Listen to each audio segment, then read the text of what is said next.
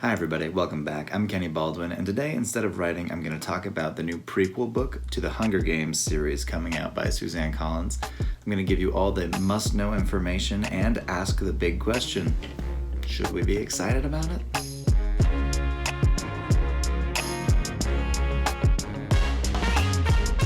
Alright, so I'm sure a lot of you are Hunger Games fans. I mean, who wasn't? And all of us, I think, wished there were some type of sorting test for which district you were in. Is there a sorting test for that? I don't know how I missed the announcement about this, but it turns out there's a prequel book coming out. It was announced in June. Where have I been? Here's the must-know details. First off, the title of the new book is The Ballad of Songbirds and Snakes. I think we can only assume there's some reference to President Snow in there, maybe. The cover is really interesting. Look, there's a songbird and a snake. I guess if I were a cover designer, that's a pretty direct line to that one. So when does this book take place? Well, let me lay out the timeline for you, okay? There was a civil war that happened in Panem. That happened at 75 BKE, before Katniss Everdeen. Civil war happens, and then District 13 bails. They kind of just went off the map for a while. Then in 74 BK, sounds like Burger King. In 74 BKE, the Treaty of the Treason is signed, ending the Civil War and subjugating all the districts to the capital. What follows is a period called the Dark Days, otherwise known as the Reconstruction Era. At this point, we're literally just borrowing terms from the American Civil War. So during that time, we get the new book, The Ballad of Songbirds and Snakes, which happens at around 64 BKE. So 64 years before Katniss was born. I mean, are we even going to know any of the characters that are alive at that point? Let's go through our list, shall we? Maybe President Snow? He seemed old. Mags. You bet your bottom dollar Mags was around. This guy from District 11. Never forget. Who knows? This was many years ago. We're not doing a 20-year flashback. We're going 64 years back in time. Maybe this whole thing's just like going to be a fun biopic where we get to see President Snow rise to power. And that way, is this just kind of like a Grindelwald situation all over again? Is that the new fad? Take a successful series and then you just go back in time to see how one of the villains came all about. If it works, it works, I guess. But does it work? Does it? It's scheduled to come out in May 2020, so we don't have to wait long to read it. Suzanne Collins hasn't been completely quiet on it either. She's given like one soundbite to the press about it, and listen to what she said. I wanted to explore the state of nature, who we are, and what we perceive is required for survival. This setting provides fertile ground for characters to grapple with these questions and thereby define their views of humanity. So is this like a philosophy book? Like your views on human psychology? When Suzanne Collins wrote the original Hunger Games, it's not like she didn't also have some type of philosophical agenda back then either.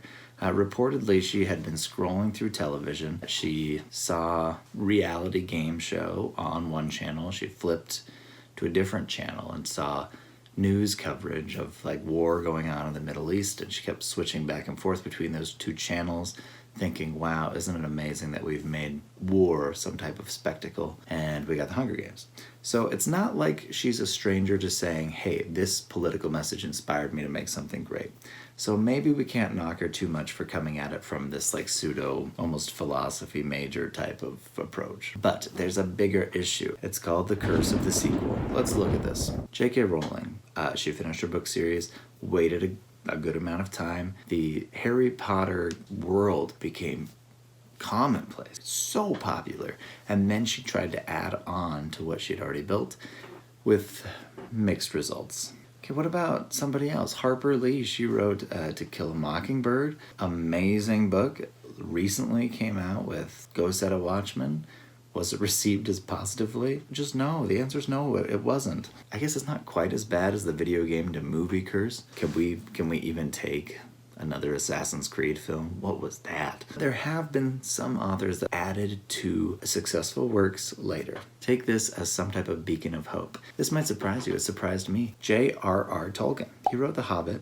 He didn't publish The Fellowship of the Ring for another 17 years. You could have a baby that could grow into a teenager that's driving you absolutely nuts in that amount of time. That's a long time. I'm not saying it's impossible for the Ballad of Songbirds and Snakes to be a success, but I do think it's very brave of Suzanne Collins to return to this world after all of the hype that The Hunger Games has received. It's just, at a certain point, your work kind of becomes its own. It's almost as if a novel is like freezing an author's brain at a certain state in time, and the way they understood life and the way they understood those characters was all so well preserved and documented. And then to be affected by so many things for so many years and to come back to that world, fans by that point feel like they own a part of this story. I mean, in some cases, some fans have put more time into the book than perhaps even the author spent writing it.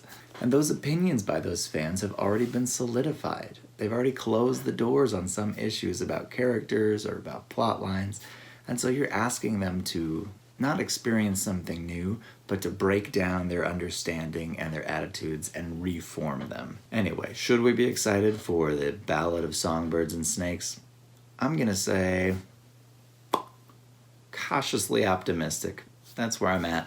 And, it's not a bad place to be. I'll be excited to read it come May. Hopefully you will too, and then we can talk about it.